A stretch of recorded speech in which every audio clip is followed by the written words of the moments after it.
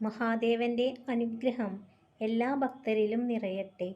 ഭക്തരെ, പരസ്പരം കേൾക്കാനുള്ള ക്ഷമയും സമയവും ഉണ്ടാകുമ്പോഴാണ് ജീവിതത്തിൽ എല്ലാ ബന്ധങ്ങളും മനോഹരമാവുന്നത്. ഭക്തരെ, ജയവും തോൽവിയും ജീവിതത്തിൻ്റെ ഭാഗമാണ്.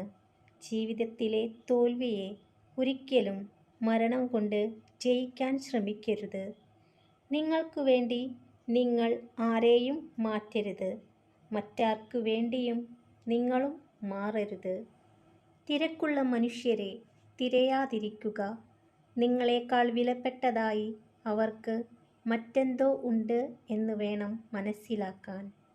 നിങ്ങൾ എത്രയൊക്കെ ആത്മാർത്ഥത കാണിച്ചാലും സ്നേഹിച്ചാലും നിങ്ങളെ നിരന്തരം അവഗണിക്കുന്ന ചിലരുണ്ട്. അങ്ങനെയുള്ളവർക്കു വേണ്ടി നിങ്ങളുടെ വിലപ്പെട്ട സമയം പാഴാക്കാതിരിക്കുക.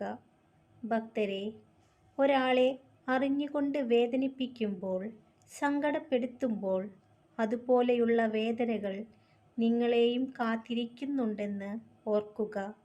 അത് നിങ്ങളിലേക്ക് തിരിച്ചു വരിക തന്നെ ചെയ്യും.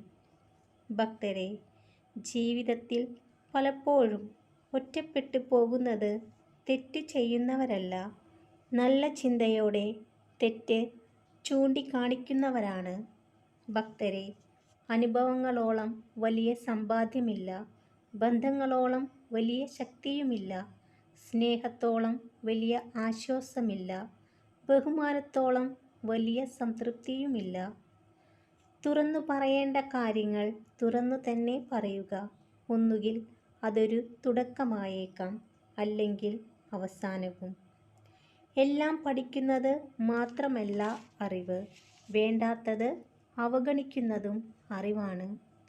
ദൈവത്തെയല്ല ഭയപ്പെടേണ്ടത്, കാരണം ദൈവം ക്ഷമിക്കുന്നു. എന്നാൽ കർമ്മഫലത്തിൽ ക്ഷമ എന്നൊന്നില്ല. കള്ളത്തരങ്ങൾ അതിവേഗം വിശ്വസിക്കപ്പെടും. സത്യം വിശ്വസിക്കാൻ തെളിവുകൾ വേണ്ടിവരും. ഇതാണ് ഇന്നത്തെ ലോകം. ഭക്തരെ, നിങ്ങളുടെ രഹസ്യങ്ങൾ ഒരിക്കലും ആരുമായും പങ്കിടരുത്. കാരണം നിങ്ങൾക്ക് സൂക്ഷിക്കാൻ കഴിയുന്നില്ല എങ്കിൽ മറ്റുള്ളവർക്ക് ഒട്ടും അതിന് കഴിയില്ല. ഭക്തരെല്ലാവരും സന്തോഷത്തോടു കൂടിയിരിക്കുക. മഹാദേവന്റെ അനുഗ്രഹം എല്ലാ ഭക്തരിലും നിറയട്ടെ.